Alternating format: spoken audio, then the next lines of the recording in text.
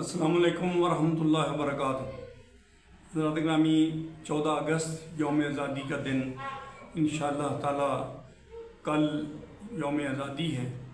तो सूफ़ी सफ़र का जो पैगाम है, ख़ुसूसी पैगाम इस मौके पे कि हमने उन शुहदा को याद करते हुए जिन्होंने इस हिजरत में, जो हिजरत 14 अगस्त 1947 में हमारे अकाबरीन, हमारे जो बड़े थे, उन्होंने हिजरत की, बहुत बड़ी हिजरत, ये दुनिया की सबसे बड़ी हिजरत थी जो हमारे बड़ों ने की।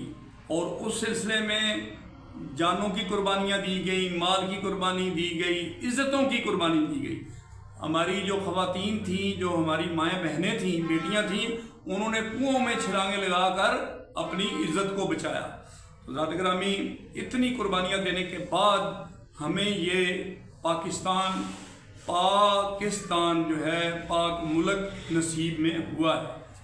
तो अब हमने इस मौके पे आदा करना है, वादा करना है कि हमने जितनी भी खराफात अपनी ज़िंदगी में शामिल कर ली हैं, उन सब को ख़त्म करना है और अल्लाह, उसके नबी पाक सल्लल्लाहु अलैहि वसल्लम और तमाम अंबिया औलिया इकराम के हुक्म के मुताबिक हमने इस वतन में वक़्त गुजारना है, जितना भी हमारे पास टाइम है। जब तक अल्लाह ताला का अमानत हमारे पास मौजूद है, तो हमने अपने फ़राइज़ को अच्छे तरीके से सर अंजाम देते हुए इस मुल्क की खिदमत करनी है।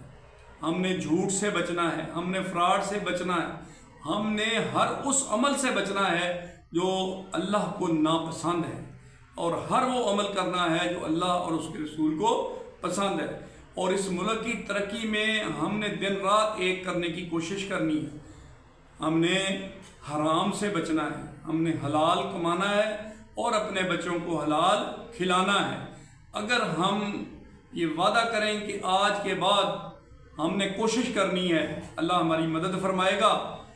हमने अपने बच्चों के लिए हलाल कमाई करके उनको खिलानी है, चाहे वो कम से कम।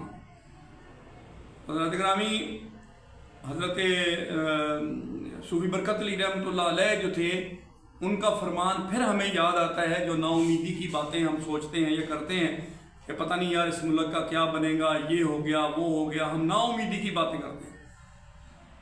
तो आप रहमतुल्लाह अलैह ने फरमाया था कि ये दुनिया में अक़वाम आलम के फ़ैसले जो हैं वो इस खित्ता ज़मीन पर हुआ करेंगे। ज़ात ग्रामी, नहीं ना उम्मीद इकबाल अपनी कश्ते वीरां से ज़रा नम हो तो ये मिट्टी बड़ी ज़रखेज़ है सर। तो ये मिट्टी जो है ये बड़ी ज़रखेज़ है, ये औलिया अल्लाह की मिट्टी है, ये इसमें सहाबा इकराम भी आराम फरमा रहे हैं। तो इंशाअल्लाह ताला हम अल्लाह से दुआ करते हैं कि अल्लाह हमें नेक और एक बनने की तौफीक अता फरमा, और हमें क़ायद आज़म रहमतुल्लाह अलैह जिन्होंने इस पाकिस्तान को बनाकर हमें दे दिया, उनके उस कौल पर अमल करने की तौफीक अता फरमा। उन्होंने कहा था, यूनिटी, फेथ, डिसिप्लिन, एक होकर, पक्के ईमानदार होकर, फेथफुल होकर अगर हम कोशिश करेंगे, अगर हम मेहनत करेंगे, रिज़्क़ हलाल कमाएंगे, खाएंगे, और इस मुल्क के लिए हम दिन रात एक कर देंगे, तो इंशाअल्लाह ताला वो वक़्त दूर नहीं है कि जब हमारे काबरीन की ये बात सच ना साबित हो गई कि अक़वाम आलम के जितने फ़ैसले हैं वो यहाँ हुआ करेंगे। आपने देख लिया कि पिछले थोड़ा सा जो अरसा गुज़रा है, उसमें अल्लाह ताला की ज़ात ने ऐसे सबब पैदा फरमाए हैं कि दुनिया ने पाकिस्तान को माना है।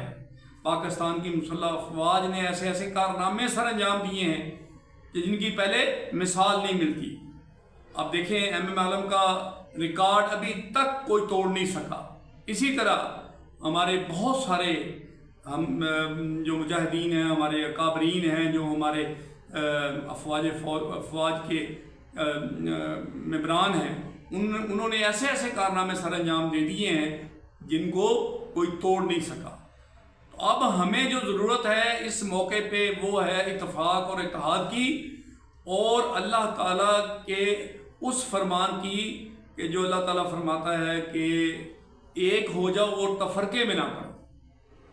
سب مسلمانوں کے لیے یہ حکم ہے کہ آپ لوگ ایک پلیٹ فارم پر کھڑے ہو جائیں اور فرقہ بندی سے بچیں۔